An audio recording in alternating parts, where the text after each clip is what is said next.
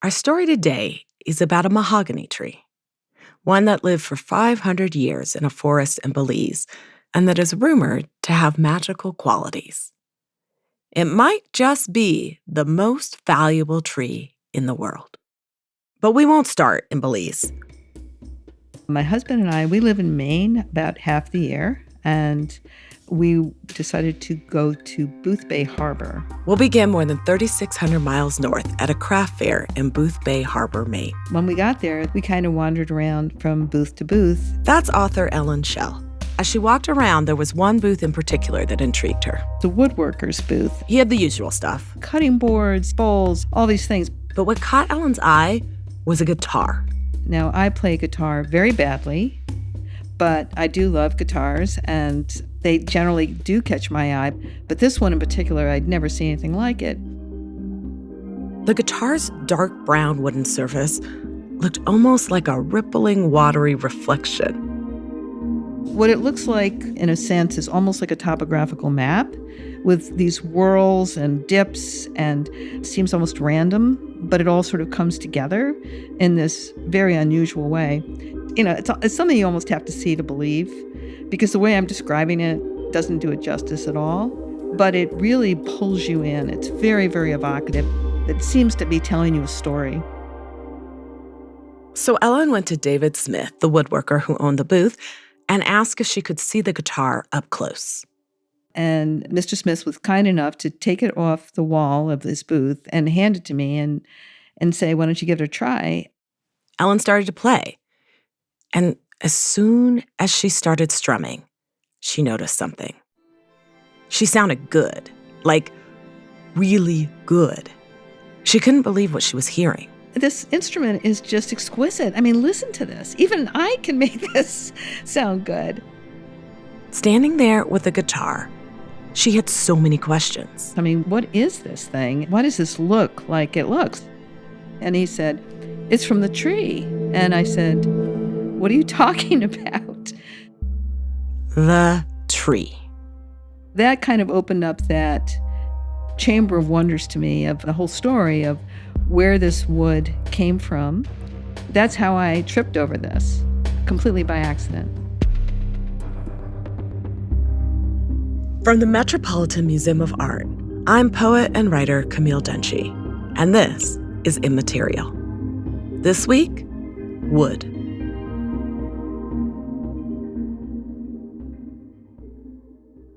When author Ruppel Shell found herself entranced by the guitar, she set out on a journey to find out where its wood came from and to write a story about it.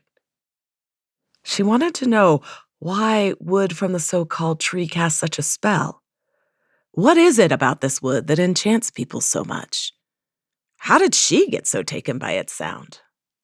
So she started to look into it and found out that the special wood in this guitar was from this single mahogany tree that sprouted in the Chickable Forest in present-day Belize. It's just south of Mexico on the east coast of Central America. Over the course of 500 years, the tree grew 100 feet tall and 12 feet wide. These are blue whale proportions. And this massive tree stood in that forest until one day in 1965, when a group of local loggers stumbled across it. What they saw was this twisted, tormented tree. I think of it as a gigantic olive tree. With a trunk that was thickly twined, shooting up toward the sky. And I imagine this tree looked like that, which is why they targeted it. Maybe the loggers wondered, if the outside of this massive mahogany tree was that gorgeous, just imagine what the grain of the wood inside would look like. Loggers in those days had somewhat of an obsession with old-growth mahogany from Central America. It was a rarity, and these loggers were following in the footsteps of a long history. Starting in the 1600s, colonial Americans and Europeans coveted old-growth mahogany from the Caribbean and Central America. They cut down a lot of these trees. The mahogany trade was this enormous, devastating industry. one that relied mostly on the labor of enslaved people and left forests stripped of these old-growth trees. For all of these reasons, when that group of local loggers found the tree in 1965, they may have been surprised. By the 1900s, old-growth mahogany was a rare material. And this mahogany was particularly gargantuan and unique-looking. So the loggers decided to cut the tree down. Felling the tree was going to be an ordeal. Chainsaws weren't common at the time, and even if they were, they wouldn't have been much help since mahogany is such hard wood. Chainsaws would get stuck. So they had to chop it down with handsaws and axes. Now you have to imagine this. This thing was 12 feet in diameter. Think of a 6-foot tall person, 2 of those. That's what it was in diameter. No one knows how long it took to cut this down, but it probably took days. Eventually, they were able to bring the tree down. But there was a problem. When it came down, they were obviously hoping to drag it out of the forest, and what happened was it twisted as it fell, and it fell into a ravine. So at the time, they made an effort to get it out with tractors. They did whatever they could, but this is the Chicable jungle in what was then British Honduras. It's extremely dense undergrowth. There are really no paths there. It has these howling monkeys. It has these vipers. It has tarantulas. It's kind of like, okay, so you're there in this very remote part of the jungle, especially in 1965. So they gave up and they left it in this ravine.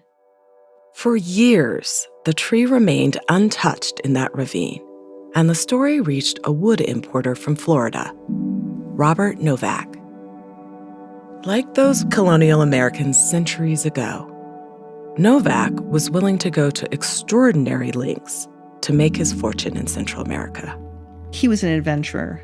He would travel the world, not only looking for wood, but also looking for other valuables. Robert Novak went on a shopping trip to Belize to find rare hardwoods he could sell to furniture makers. And he heard about the tree. And again, being an adventurer, he went out to look for it. Novak anticipated that if the tree was as incredible as people said it would be worth a fortune. At the time, mid-century modern furniture and studio craft movements were gaining popularity, and furniture makers specifically wanted rare, exotic woods like old-growth mahogany for their work. Novak was capitalizing on a trend. He assembled a local team and set out into the forest in search of the tree. The amount of time it takes to penetrate that jungle, just to get through a few hundred yards, is just enormous. It's this impenetrable jungle. The team navigated through dense undergrowth. And remarkably, Novak actually found the tree in the ravine. It's really amazing that he found it. It's a needle in the haystack. Once he found the ravine, Novak had another problem. How was he going to transport this massive tree back to the U.S.?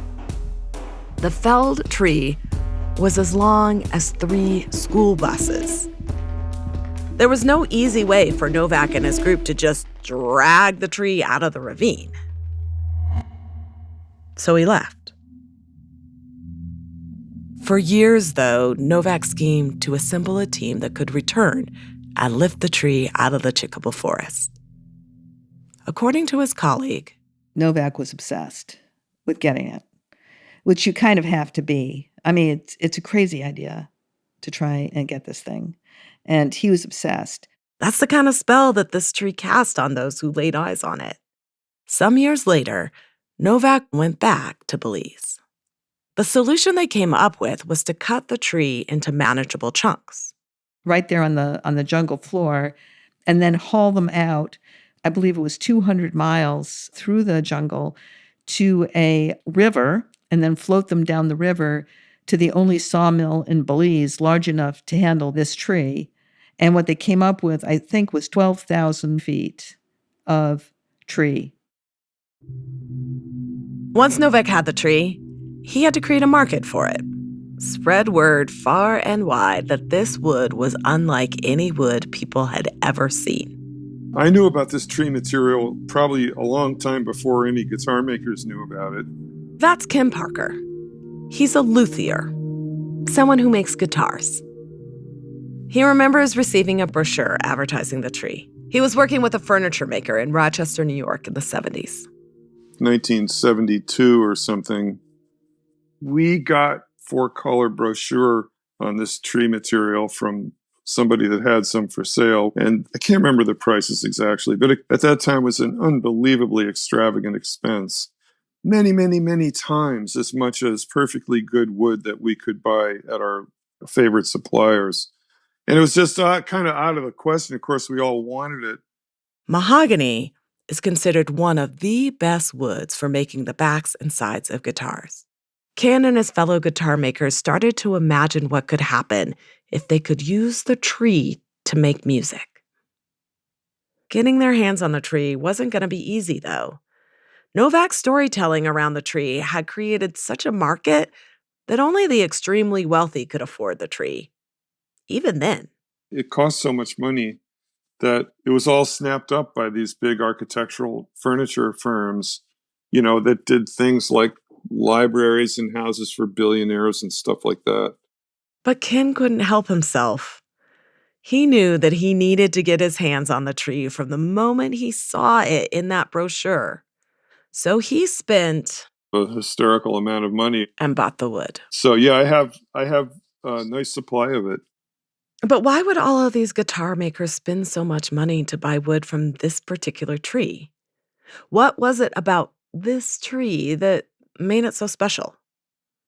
Our producer, Emma, asked Ken. Do you know why luthiers, the guitar community, started becoming interested in the tree? Well, why Emma is just so plain as the nose on her faces. I mean, it's stupefyingly interesting to look at. If somebody gave you a piece of it, you'd say, what's this? I mean, it's completely arresting, and there's nothing like it.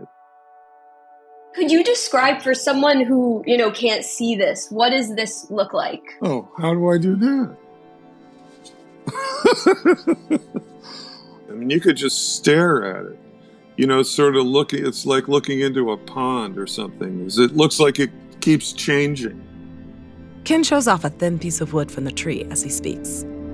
It is lustrous and dark, with a grain pattern or figuring that appears like undulating ribbons of light. And it's a fantastic material from the point of view of the fabricator. I mean, it's sort of medium everything. It's medium stiff, medium dense. It's super stable compared to other materials. It's delicious to work with. I mean, it's creamy, it's yummy. It doesn't have any bad habits. So, I mean, so far as wood is concerned, it's hard to imagine anything that would be more pleasant and rewarding to work with. Again, when you're all done, you get to look at it. It's just astonishing looking, For Ken, there were two reasons why the tree cast such a spell on the guitar world. It was incredible looking and wonderful to work with. A few years after Ken bought wood from the tree, he still had some. In 2015, he was commissioned to create an instrument for the Met Museum's collection of important guitars. He thought the tree seemed like a perfect material for this instrument. It was designed to be a special piece for a special application, and so I used my special material. And the guitar is truly special. Ken used the tree for the back and sides and neck of the instrument. The wood on Ken's guitar moves from a rich reddish color to a deep chocolate brown, with ripples of brighter, nearly golden highlights, as if the wood itself might be rippling in time with whatever music the instrument produces. To Ken Parker, the tree's allure was in its appearance and quality. But other luthiers were attracted to the tree for different reasons. One of my thoughts was I want to work with things that tells us a story, connects with us emotionally. I thought, well, the tree mahogany has this magical story. This is luthier Reuben Forsland. He was drawn to the tree for its story. Not the story of Robert Novak and his 20th century extraction, but the story of what happened to the tree in those 500 years before it was cut down. This tree mahogany grew alongside a ravine. If it's close to a ravine or a slope, the tree will actually have to, as it grows, modify how it's growing so that it's growing up straighter, because naturally it'll want to fall. As it grew, the tree may have twisted and turned alongside the ravine. And over 500 years, it was battered by countless hurricanes, floods, and high winds. Through it all, the tree stood tall. To Reuben, the intricate figuring of the wood evokes the life the tree lived. It's basically a wood painting. It paints itself. Like most luthiers, Reuben couldn't really afford wood from the tree. It was way too expensive for him to use regularly. But someone Reuben knew had access to enough wood from the tree to make a guitar. Reuben traded one of his custom guitars in exchange for the mahogany. He was really excited, but he didn't know how best to use the material. He wanted to use it for something special. And then a week later, I ended up getting a commission to build for Slash. And then I was like, okay, here we go. I better do this right. Reuben is talking about the famous guitarist Slash from Guns N' Roses. He was excited about this opportunity, but he also recognized he was working with an extremely valuable piece of wood. The most valuable piece of wood. He needed to make sure his work on this was perfect. He arranged the tree pieces into the shape of the guitar and began gluing them together. In that process, luthiers have to cajole the side pieces to form the curves of the guitar. This stage is called side bending. That's the most dangerous part. At this point, the wood can crack and break for any number of reasons. You rushed it and you're trying to bend the side faster than it wants to. This time, the process went smoothly. So he kept going. Sanding the wood down, putting it all together, making it a beautiful, visually looking piece. But once it's played, it's like unraveling a whole nother story. For a story about guitars, I've spoken very little about the sound of the so-called tree. The music is a huge part of all of this, and that was Reuben's biggest concern as he was finishing his instrument for Slash. Did the guitar sound good? Luthiers understand how guitars work. They know how to play guitars. But to them, a guitar only really sings in the hands of a talented player. So Reuben went to deliver the guitar to Slash in LA in person to hear his guitar made of the tree come alive. The last 4 days before, I had slept like 5 hours, and I was just doing micro work in the hotel, like an hour and a half before delivering it, because I was like, this is going to be perfect. So delivered it, and I met with him on Sunday. Reuben handed Slash the guitar he had toiled over for months. He just started playing it, and he's like, man, you really did it, man. He's not a man of a million words, but he just kept it simple. He's like, this thing really is a magical guitar. I swear I just sat there with a massive grin on my face. I just sat there like a kid, just grinning ear to ear. It sounded beautiful. It sounded like I had hoped it might. To Slash and other guitarists, the sound of guitars made with wood from the tree is truly unlike anything else. The tree has this warm and rich tone. For some, that's a huge part of why the tree is so coveted. After all this talk about the guitar, the producers and I still hadn't actually heard a guitar made out of wood from the tree. So we asked the musical instruments department at the Met if they could bring out Kim Parker's instrument and invite a player, Steve Cardenas, to test it out. Without further ado, here is the tree. Oh yeah, you can tell it hadn't been played in a little while because it's way flat.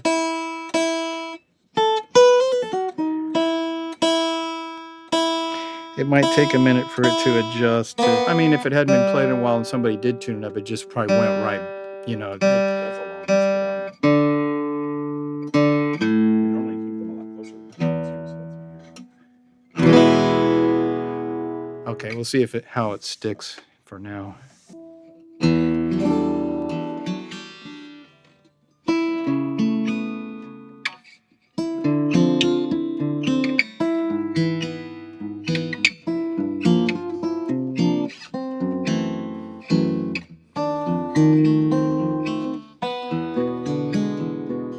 The wood is beautiful to look at. But more than that, it contains an entire 500-year history inside of it. A story of a tree struggling to survive in nature, growing alongside a ravine, twisting and turning to reach the sun. And when a guitar made from the tree is played, that story comes to life again and again in warm, resonant tones. As a player playing that wood, you become a part of that story. But there's another side of the story. You know, the guitar is such an iconic instrument. There's so much mystique around having a special kind of guitar. We're kind of overlooking a relationship to resources. The dark side of the trade of mahogany.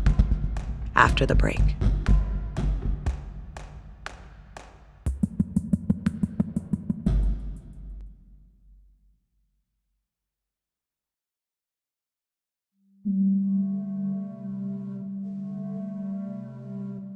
It's easy to get swept up in the allure of wood from the tree, in its beauty, its rarity, the story behind it. But in the spell this material casts, something becomes lost. The troubling history of the trade of old-growth mahogany trees at large. This history is the reason why this type of wood had become so rare by the time Robert Novak extracted the tree. I was really surprised to learn that nobody had really done a history of mahogany of the kind that I was interested in doing. Jennifer Anderson is the author of Mahogany, The Cost of Luxury in Early America. Her research revealed that Americans and Europeans had been extracting tropical mahogany from the Caribbean and Belize for centuries. In the 1600s, European settlers colonized the region and violently cleared forests of mahogany to make space for sugar plantations. Soon, they realized the value of this material, that it was beautiful and easy to work with. By the 1700s, wealthy colonial Americans and Europeans became obsessed with old-growth mahogany. Owning tea boxes, cabinets, chairs, all kinds of furniture made out of imported mahogany was a status symbol. You'd say, oh, I'll get a mahogany tea box. That'll be special. I'll show that to my friends. It's very much a period where people are, interested and desirous of what's new and exotic. That physical distance, that exotic quality, gave these extracted resources an aura of luxury. And then more and more people begin to aspire to emulate that fashion. This fashion had an extremely ugly impact. It increased demand for the wood in the 18th century. European colonists and plantation owners sent enslaved people to Central America. These Black men and boys did the dangerous work of extracting the trees from the forests of Belize. In the archives, Jennifer found an account of one of these people. One of the people whose story I follow was a young man, and he somehow ended up enslaved in Rhode Island. And he was owned by a wealthy sea captain. And at one point, his owner, so to speak, must have decided that he didn't have enough work for him in Rhode Island. And so he sends this young man, Newport, down to the Bay of Honduras to work for another of his associates as a woodcutter. Once there, this young man joined a crew of other enslaved woodcutters. The way it worked was that these crews would be sent into the rainforest. And in each crew, there would be one man who was the huntsman, was what he was called. And it would be his job to figure out where these trees were, because they tended to grow very spread out within the forest. And he would lead his crew to one tree at a time. And they would haul that one tree as close as they could to a river, and they would basically push these massive trees into the river and then float them down to the harbor at Belize City. So it was quite an involved process. Enslaved people, like the young man sent from Rhode Island, were forced to navigate a nearly impenetrable forest in search of centuries-old mahogany trees. And unlike Robert Novak, that wood importer who went willingly into the forest to make his fortune, these people were forced against their will to destroy the trees. Horrifying numbers of enslaved people were brutalized, injured, and killed in the extraction of mahogany. And as the demand for mahogany grew, the lands these trees grew in were totally and profoundly changed for the indigenous communities who lived in the region. Where there were once towering trees, now there were just stumps and scarred swaths of land to support the trade of the trees. This left indigenous communities drastically displaced, and they were denied access to environmental resources as well as the places critical to their ancestral and cultural traditions. The legacy of this industry was irreversible. And it wasn't like more of these trees could just be planted. Most of these trees that were being used were, some of them easily a couple hundred years old. So mahogany is essentially a non-renewable resource.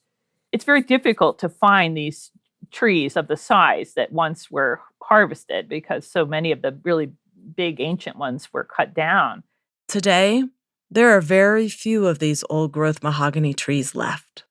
And they're all endangered and protected under the CITES Treaty for Endangered Species, which means that you could still cut them today, but it's highly regulated. In the early 2000s, after some major public relations campaigns, the dire state of these forests became more widely known. And an international agreement limiting the trade of old-growth mahogany was passed. The CITES Treaty. The massive tree that Robert Novak discovered in the 1970s, the tree, was harvested at a time where restrictions were much more relaxed.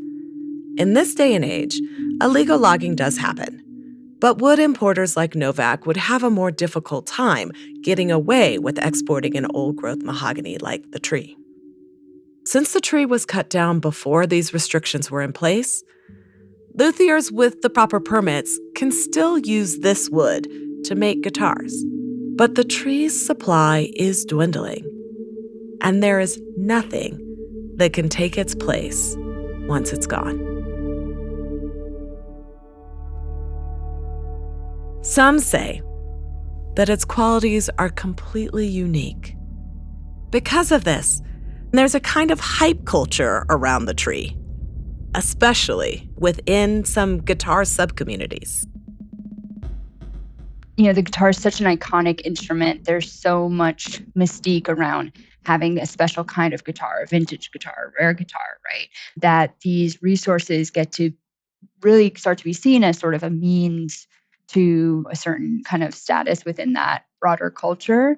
This is Althea SullyCole. She is a trained classical and flamenco guitarist and a former fellow in the Met's musical instruments department. Today, she mostly plays a West African stringed instrument called the kora. To Althea, there is a culture of obsession and scarcity built into the guitar community. Learning guitar was a very competitive experience. You're always kind of sizing yourself up against other people. And then on top of that, like much of the music industry, it's pretty male dominated. Such a competitive culture is rife with romanticization.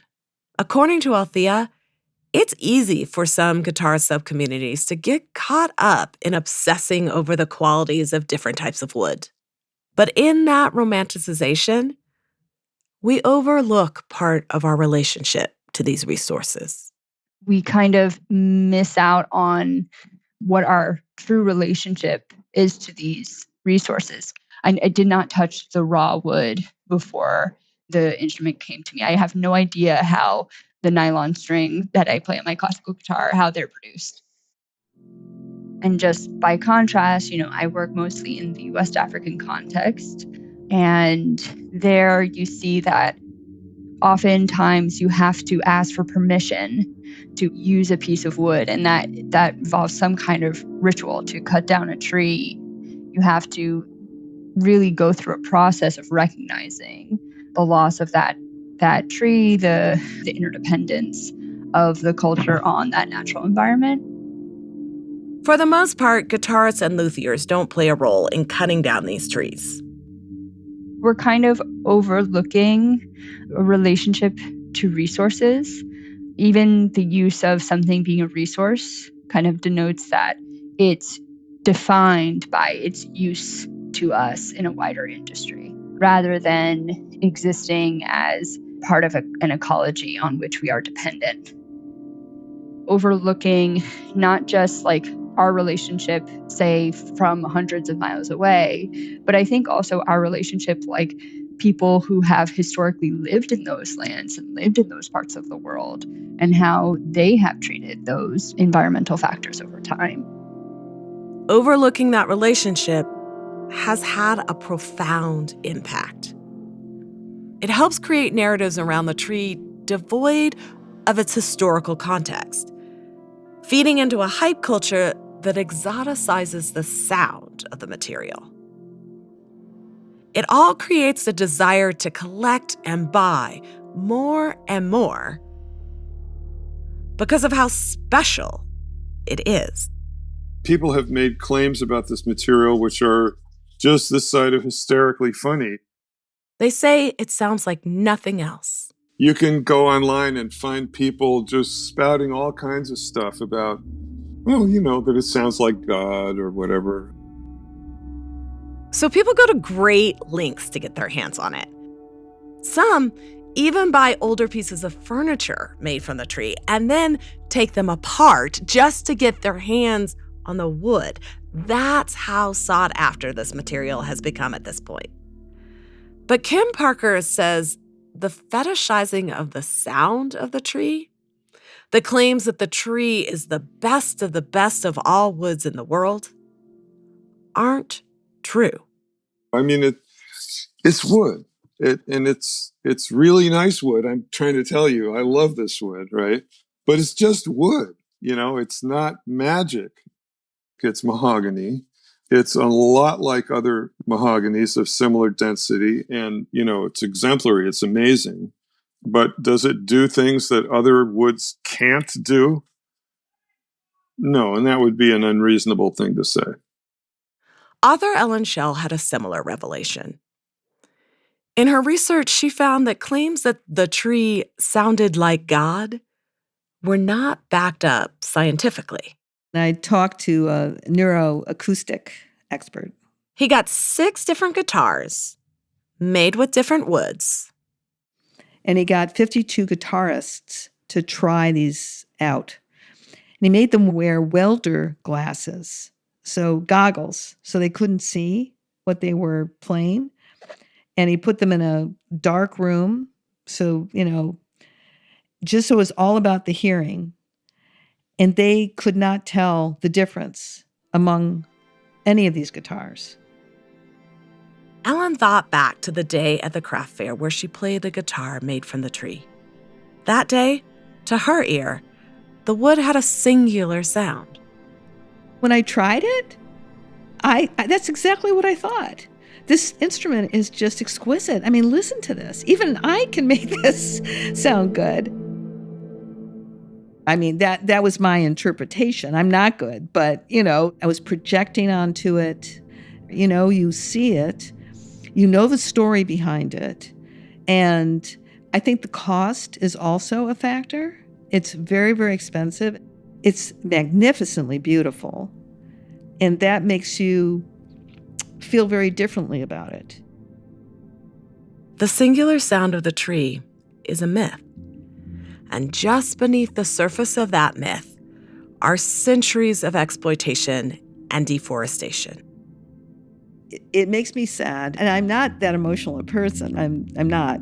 But the idea that this is singular and it was 500 years old, and that we can be in a world where things are left alone for 500 years.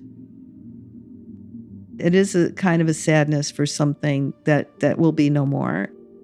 500-year-old trees are sort of a thing of the past, which is very, is sad to think about because they've seen it all. There are only a few hundred boards of the tree left, and once it's gone, it's gone. So what's a luthier to do?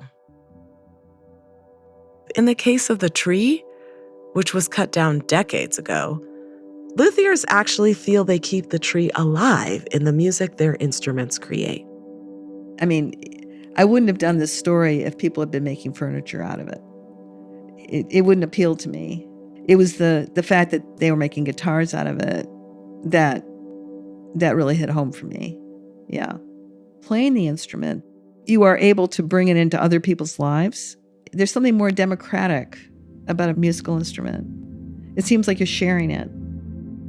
Luthier Reuben Forsland. That's the part that just really excites me because it's the players bring it alive and they're experiencing it. They're manipulating what I've made. And then people get to experience it, this thing that has such a broad reach. That's extremely powerful. The rarity is important, and we'd like to keep that living if possible. Meaning, like, if possible, that tree wouldn't have been cut down. At the same time, it was cut down. It was cut down for sure before I was born. So what happens to it next? How do we take that, I guess you could say, important tree and give it a legacy and hopefully be able to say, this is important. We should probably keep these trees standing, with the understanding that it being cut down allowed us to have the conversation about it in the first place.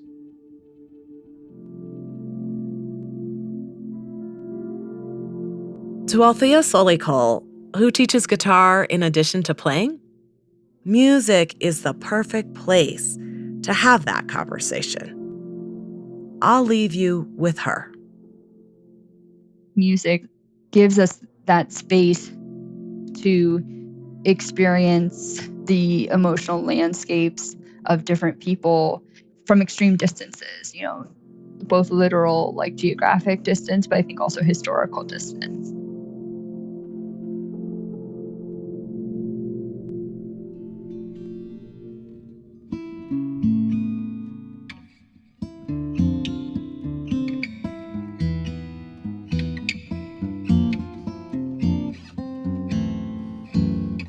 Immaterial is produced by the Metropolitan Museum of Art and Magnificent Noise.